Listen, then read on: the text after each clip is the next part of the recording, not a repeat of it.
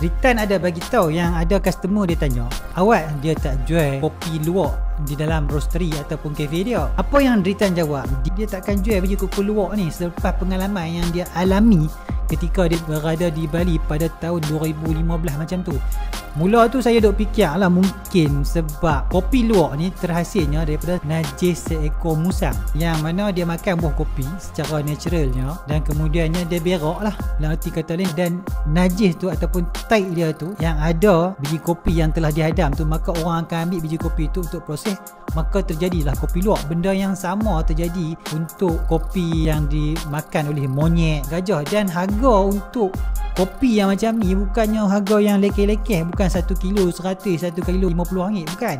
Harga dia mencecah ribuan ringgit untuk biji kopi yang macam ni, disebabkan satu, pengeluaran dia terhad tapi demand dia sangat tinggi untuk kopi yang macam ni. Saya pun tak faham juga. Harap-harap satu orang nanti tak ada lah kopi daripada manusia pula kan, manusia makan dan keluar daripada tempat yang sama. Kalau manusia ni tak tahulah dikenali sebagai kopi homo sapien ke, tak tahulah kan. Harap-harap tak ada lah sampai tahap macam tu. Tapi rupanya apa yang Ritan bagi tahu pada tahun 2015 dekat Bali tu, ketika dia melawat sendirilah macam mana cara kopi luwak dihasilkan, dia nampak disebabkan demand terlalu tinggi, orang industri ni mulalah bela musang ni dalam sangkar. Bela dalam sangkar okey lagi lah, macam kita tengok binatang kat zoo.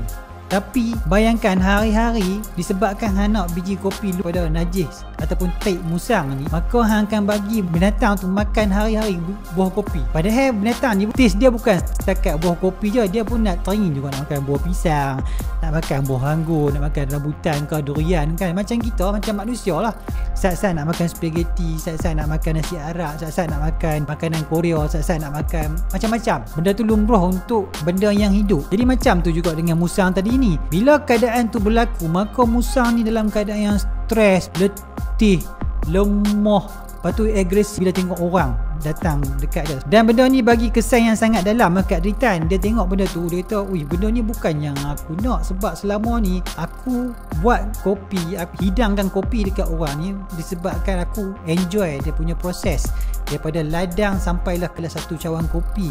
Yang mana semuanya berkenaan dengan passion. Jadi bila dia tengok keadaan yang macam tu, benda tu sangat-sangat kontradik ataupun sangat-sangat melawan daripada prinsip yang dia pegang tu. Sebabkan itu jugalah dia tak menjual kopi luwak. Sesuai lah dengan apa yang diperjuangkan sekarang ni adalah respect the bean. Sekarang ni dia dah tambah satu hashtag baru, respect the animal.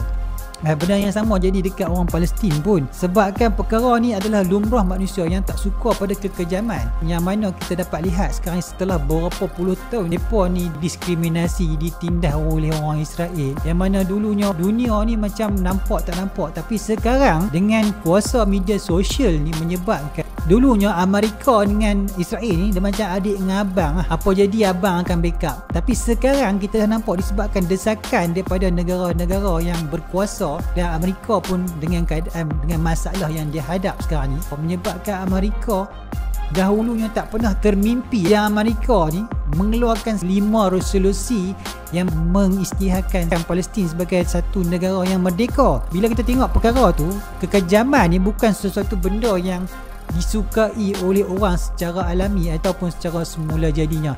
So benda ni relate balik dengan apa yang berlaku dekat Ritan tadi dah berkenaan dengan kopi luwak.